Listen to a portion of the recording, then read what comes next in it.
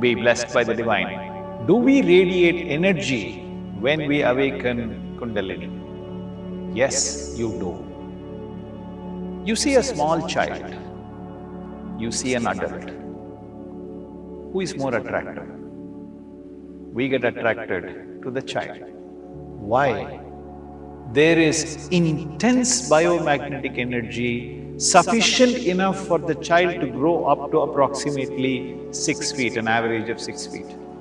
That means the child is packed with enormous amount of magnetic energy, and that intense magnetic energy attracts us.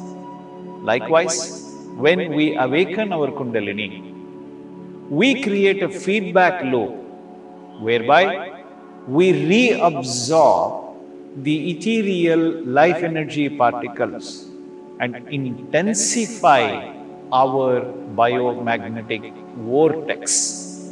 And this biomagnetic intensity increases as we practice various types of Kundalini meditation, particularly the lamp gazing and the mirror gazing meditation. We directly intensify the biomagnetic energy of our body system.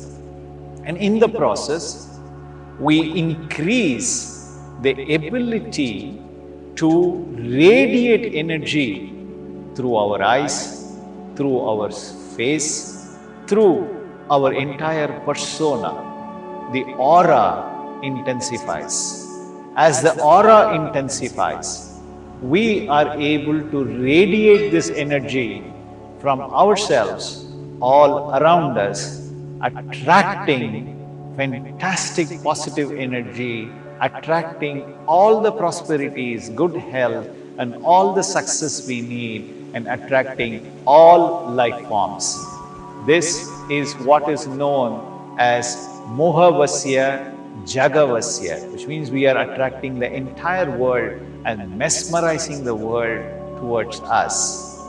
This is necessary for us to succeed in both the material world, social world, and in the spiritual world.